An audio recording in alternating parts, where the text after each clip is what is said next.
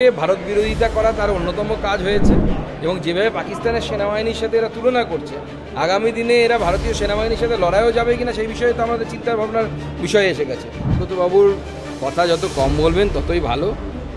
ওনার দেশপ্রেম তো আমরা দেখেছি ক্যামেরার সামনে, জিভ বের করে দেশপ্রেম হয় ওনার। এখন তো সেই বন্দে মাতরম আমরা শুনতে পাই না, শুধু জয় বাংলা শুনতে পাই।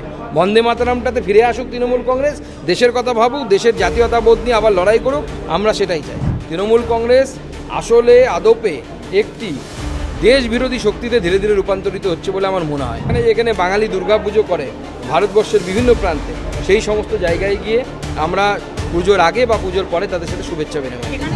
হামিদের কথাও শুনেও বড় হয়েছি, যিনি পাকিস্তানের প্যাটার্ন ট্যাঙ্কে গুড়িয়ে দিয়েছিলেন, তাকে আমরা শ্রদ্ধা করি। আমরা এপিজে আব্দুল কালামকে শ্রদ্ধা করি, আমরা ধর্মের ভেদাভেদটা করি। আজকে বিধানসভায় দেখা গেল নজিরবিহীন ঘটনা, সেখানে ব্রাত্য বসুর বক্তব্য এবং তারপরে রাজ্য বিধানসভার বিরোধী দলনেতা শুভেন্দু অধিকারীকে সাসপেন্ড, এবং সেখানে ব্রাত্য বসু ভারতীয় সেনার সঙ্গে পাকিস্তানের সেনার তুলনা করছেন। ব্রাত্য বসু বেসিক্যালি নকশাল একজন ব্যক্তি। ব্রাত্য বসু একজন বেসিক্যালি নকশাল মতাদর্শের লোক, এবং তিনি মমতা বন্দ্যোপাধ্যায়ের দলে ঢুকে ভারত বিরোধিতা করা তার অন্যতম কাজ হয়েছে এবং যেভাবে পাকিস্তানের সেনাবাহিনীর সাথে এরা তুলনা করছে, আগামী দিনে এরা ভারতীয় সেনাবাহিনীর সাথে লড়াইও যাবে কিনা সেই বিষয়ে তো আমাদের চিন্তার ভাবনার বিষয় এসে গেছে। তৃণমূল কংগ্রেস আসলে আদপে একটি দেশ বিরোধী শক্তিতে ধীরে ধীরে রূপান্তরিত হচ্ছে বলে আমার মনে হয়। মমতা বন্দ্যোপাধ্যায় যে তৃণমূল কংগ্রেস গড়েছিলেন একসময় জাতীয়তাবাদের কথা বলে, দেশের কথা বলে, বন্দে মাতরম মন্ত্র দিয়ে, এখন তো সেই বন্দে মাতরম আমরা শুনতে পাই না, শুধু জয় বাংলা শুনতে পাই।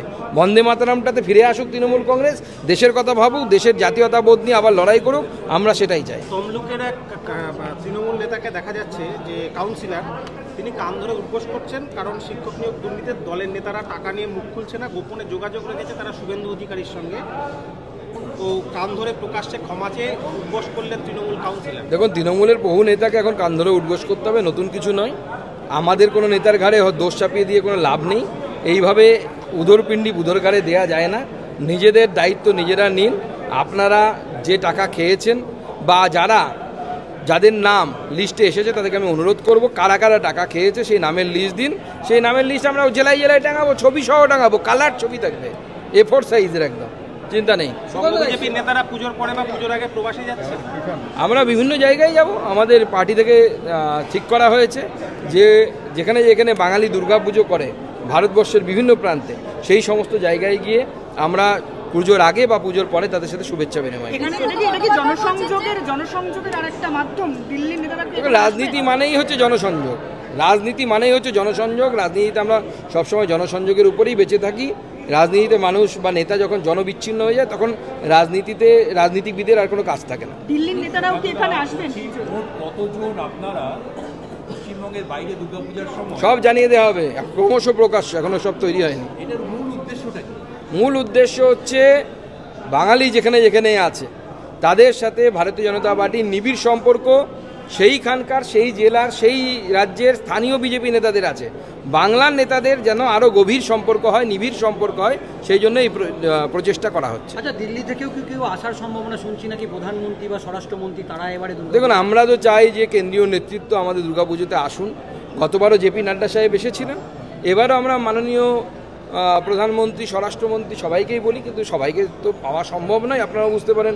আর দুর্গাপুজো যেখানে প্রচুর জনসমাগম হয়, সেখানে ভিভিআইপিদের আসাও অনেকটা রেস্ট্রিক্টেড থাকে। তো মাননীয় গৃহমন্ত্রীকেও আমরা জানিয়েছি।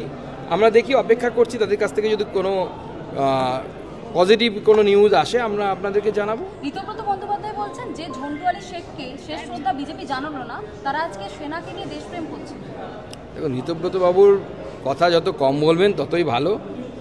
ওনার দেশপ্রেম তো আমরা দেখেছি ক্যামেরার সামনে, জিভ বের করে দেশপ্রেম হয় ওনার। সেই দেশপ্রেম নিয়ে যত মাথা কম ঘামানো হয় ততই ভালো। ঝন্টু আলীর বাড়িতে আমাদের পার্টির নেতারা গেছিল, আমাদের বিরোধী দলনেতা গেছিলেন।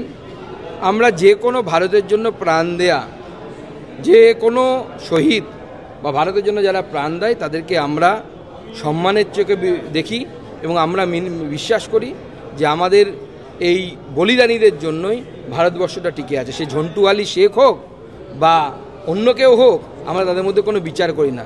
আমরা সেই হামিদের কথাও শুনেও বড় হয়েছি, যিনি পাকিস্তানের প্যাটার্ন ট্যাঙ্কে গুড়িয়ে দিয়েছিলেন, তাকে আমরা শ্রদ্ধা করি। আমরা এপিজে আব্দুল কালামকে শ্রদ্ধা করি।